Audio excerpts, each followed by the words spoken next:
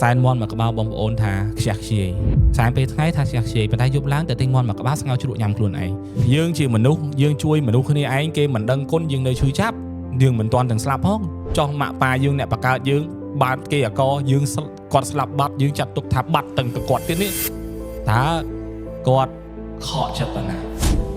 ហេតុអីបានអ្នកទាំងអស់គ្នាត្រូវតែសែនក្បាលទឹកអត់ពីព្រោះការសែនក្បាលទឹកឬមួយក៏សែនឆិចរួយពណ៌ឬមួយក៏គេហៅថាសែនពាក់កណ្ដាលខែ7ចិន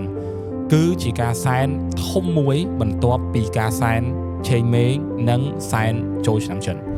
ការសែនឆេងមេងការសែនចូលឆ្នាំចិនគឺជាការសែនដើមឆ្នាំត្រីមាសទី1ត្រីមាសទី2ត្រីមាសទី3អញ្ចឹងអាសែនក្បាលទឹកនេះគឺជាការសែនក្នុងពាក់កណ្ដាលឆ្នាំបាទពាក់កណ្ដាលឆ្នាំអញ្ចឹងខ្ញុំមានគ្រឹះស្ដីមួយនិងរបៀបប្រៀបធៀបមួយឲ្យអ្នកទាំងអស់គ្នាស្រួលយល់ប៉ុន្តែមិនមែនជាសកលមិនមែនជាការត្រឹមត្រូវទូលំទូលាយទេមានន័យថាមិនមែនជាគ្រឹះស្ដីសកលទេប៉ុន្តែអាចឲ្យអ្នកទាំងអស់គ្នាស្រួលយល់និងបែងចែកថាហេតុអីបានយើងត្រូវសែនចូលឆ្នាំហេតុអីបានយើងត្រូវសែនឆេងមេងហេតុអីបានយើងត្រូវសែនក្បាលទឹកខ្ញុំនឹងប្រៀបធៀបឲ្យអ្នកទាំងអស់គ្នាក្នុងមួយថ្ងៃរបស់ទេវតាស្មើនឹងមួយឆ្នាំរបស់មនុស្សយើងមុនទេវតាងើបពីគាត់គេងយើងជាមនុស្សនេះដែលទៅបំរើកុងម៉ាជីដូនជីតាយើងនេះគឺយើងត្រូវតែងើបឲ្យបានមុនគាត់គឺយើងត្រូវសែនដកជញ្ធុមានថាបោសសម្អាតផ្ទះគាត់មុនគាត់ងើបប្រហែលជាកន្លះម៉ោងរបស់គាត់ទេស្មើនឹង7ថ្ងៃរបស់មនុស្សយើងអញ្ចឹងវាដល់ល្មមសែនអាហារពេលព្រឹកគឺសែនចូលឆ្នាំចិនអញ្ចឹងអ្នកនរគ្នាដឹងហើយសេរីសួស្តីពេលព្រឹកគឺពាក់ព័ន្ធនឹងអាយុវែងសុខសប្បាយសុខភាពល្អអញ្ចឹងបានគេចូលឆ្នាំចិនគឺគេតែងតែបួងសួងនឹងសកម្មភាពមួយចំនួនដូចជាការឲ្យអាំងប៉ាវឲ្យគ្រួចខ្វិចនេះគឺសុទ្ធតែនៃល្អសុខសប្បាយហៀរហូស៊ីមានបានជូនពរម៉ាក់អាយុវែងអីចេះប៉ុន្តែសួរថាបដោតទៅលើការរស់ស៊ីកម្រិត B តួឯកសម្រាប់សែនចូលឆ្នាំចិនគឺសុខសប្បាយតួរងគឺរស់ស៊ីបន្ទាប់ពីយើងសែនអាហារពេលព្រឹកហើយម៉ោង9ម៉ោង10របស់កុងម៉ាយើងនេះគឺយើងទៅលេងផ្ទះគាត់គឺទៅសែនឆេងមេងបាទឆេងមេងទៅបោសសម្អាតភ្នោគាត់ហ្នឹងហើយសែនឆេងមេងដល់តែម៉ោង12ថ្ងៃត្រង់នេះពីម៉ោង9ទៅដល់12ហ្នឹង2ម៉ោងគាត់ហ្នឹងវាស្មើប្រហែលខែរបស់យើងហ្នឹងវាដល់ពាក់កណ្ដាលថ្ងៃត្រង់គឺពាក់កណ្ដាលឆ្នាំគឺសែនក្បាលទឹកអញ្ចឹងសែនក្បាលទឹកនេះគឺយើងបួងសួងសំខាន់មកវិញផ្ទុយពីចូលឆ្នាំគឺយើងសែនសម្រាប់បុកហ្មងបុកសំខាន់គឺទៅលើរ៉ូស៊ីកន្លែងរ៉ូស៊ីកន្លែងដែលយើងប្រកបអាជីវកម្មក្រុមហ៊ុនរបស់យើងអ្នកនរគ្នាអត់មានណាដេកម៉ោង12ថ្ងៃត្រង់ទេម៉ោង12ថ្ងៃត្រង់គឺជាម៉ោងដែលមនុស្សយើងកុំនិយាយដល់កងម៉ាមនុស្សយើងកំពុងតែពេញសាច់ធ្វើការពេញសាច់រលុយអញ្ចឹងការសែនក្បាលទឹកគឺគេបុកសំខាន់ទៅលើរឿងរ៉ូស៊ីអញ្ចឹងហើយបានគេសែនខ្មៅអាណាថាគេសែនកុងម៉ាគេសែនអីនេះគឺគេសែនធំហើយជាពិសេសគឺសែនខ្មៅអាណាថាគឺគេសែននៅមុខកន្លែងដែលគេរស់ស៊ីហ្នឹងគឺធំតែម្ដងអញ្ចឹងគឺដើម្បីឲ្យការរស់ស៊ីរបស់គេល្អប្រសើរអញ្ចឹងហើយបានអ្នកទាំងអស់គ្នាដែលគាត់ជាអ្នកធ្វើការក្តីជាអ្នករស់ស៊ីក្តីជាអ្នកដែលប្រុងប្រៀបនឹងចេញទៅចាប់អាជីពមុខរបរក្តីអ្នកទាំងអស់គ្នាគួរតែសែនក្បាលទឹកទៅសុំឲ្យកូនចៅរលុយរស់ស៊ីរីកដុះដាលមានគេឈ្មោះឲ្យល្អនេះហើយគឺជាមូលហេតុដែលខ្ញុំចង់បញ្យល់ប្រាប់អ្នកនរគ្នាថាការសែនក្បាលទឹកសម្រាប់អ្នកដែលគាត់រស់ស៊ីអ្នកដែលគាត់រលុយប្រឡូកក្នុងការអាជីវកម្មនិងអ្នកត្រៀមអ្នកដែលធ្វើការក្តីគួរតែ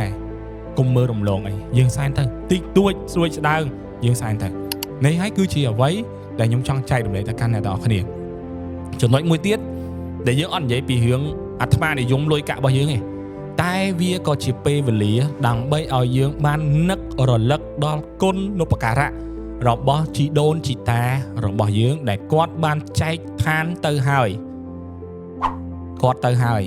បាត់ហើយអញ្ចឹងអ្នកនរគ្នាយើងជាអ្នកនៅរស់ដែលបន្តគេដែលបន្តស្នាដៃទោះបីជាគាត់មិនមានគេឲ្យយើងយ៉ាងហោចណាស់ក៏យើងជាដំណក់ជីវិតមួយដែលគាត់ផ្ដល់ឲ្យយើងដែរអញ្ចឹងយើងត្រូវតែដឹងគុណគាត់សែនឲ្យគាត់ទៅរំលឹកគាត់តិចទៅកុំដូចថាគាត់ស្លាប់បាត់បោះបង់គាត់ចោលខ្ញុំអត់ដូចខ្ញុំឧទាហរណ៍ប្រហែលជាវាខ្ញុំតែងតែនិយាយចឹងយើងជាមនុស្សយើងជួយមនុស្សគ្នាឯងគេមិនដឹងគុណយើងនៅឈឺចាប់យើងមិនទាន់ទាំងស្លាប់ផងចោះម៉ាក់ប៉ាយើងអ្នកបង្កើតយើងបានគេអកយើងគាត់ស្លាប់បាត់យើងចាត់ទុកថាបាត់ទាំងគាត់ទៀតនេះតើគាត់ខកចិត្តប៉ុណ្ណាហើយយើងខ្លួនឯងហ្នឹង មានអារម្មណ៍មិនដែរបាទមានអារម្មណ៍មិនដែរសូម្បីតែគ្រឿងសែនដែលសែនហើយមិនបាត់សូម្បីតែមួយម៉ាត់ប៉ុន្តែចូលកាពះយើងសុទ្ធនេះយើងអត់ទាំងសែនផងយើងហូបតាអើយបងប្អូនហើយសែនមន់មួយក្បាលបងប្អូនថាខ្ជះខ្ជាយសែនពេលថ្ងៃថាខ្ជះខ្ជាយប៉ុន្តែយប់ឡើងទៅទិញមន់មួយក្បាលស្ងោរជ្រូកញ៉ាំខ្លួនឯងយើងយកមន់ហ្នឹងមកសែនថ្ងៃទៅចាំយប់ខ្ញុំយកទៅស្ងោរជ្រូកក៏បានដែរអញ្ចឹងនេះគឺជាទស្សនៈរបស់ខ្ញុំទេហើយនឹងបងប្អូនយើងមួយចំនួនហើយវាក៏ពាក់ព័ន្ធជាមួយនឹងជំនឿដែរអញ្ចឹងបងប្អូនបុគ្គលទេចុះបងប្អូនដែលទស្សនាវីដេអូនេះអាចយកទៅស្ដាប់ជា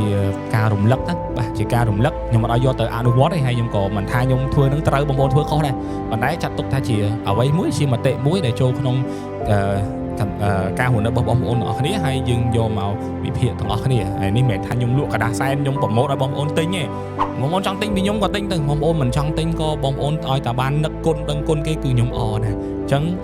ត្រឡប់មកវិញខ្ញុំធ្វើវីដេអូក៏អស់លុយច្រើនដែរ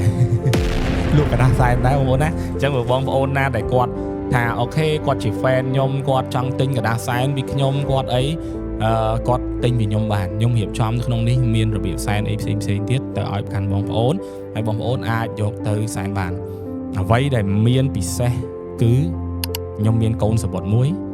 ដែលភ្ជាប់ជាមួយនឹងกระดาษសែនហើយឲ្យអ្នកទាំងអស់គ្នាយកទៅដើម្បីធ្វើបន្ថែមពីលើរបៀបសែនដែលខ្ញុំបានបង្ហោះជាសាធារណៈអានោះវាកាន់តែធ្វើឲ្យបងប្អូនឆាប់បានផលហើយមានប្រសិទ្ធភាពជាពិសេសលើករាសីរបស់យើងធ្វើឲ្យយើងរកស៊ីអាចដោះស្រាយបញ្ហាលុយកាក់ឬមួយក៏ការរកស៊ីរបស់យើងល្អជាងមុនបានច្រើនអានេះគឺជាល្បិចដែលពួកខ្ញុំជាចិនសែពួកខ្ញុំចេះគុណគូកណនីពួកខ្ញុំអត់ដែរបង្ហោះទេពីព្រោះវាខុសពីទលាបទលាប់វាប្លែកទៅតាមឆ្នាំប៉ុន្តែក៏វាមិនប្លែកណាស់ណាដែរតែពួកខ្ញុំអត់បង្ហោះទេដើម្បីកុំឲ្យ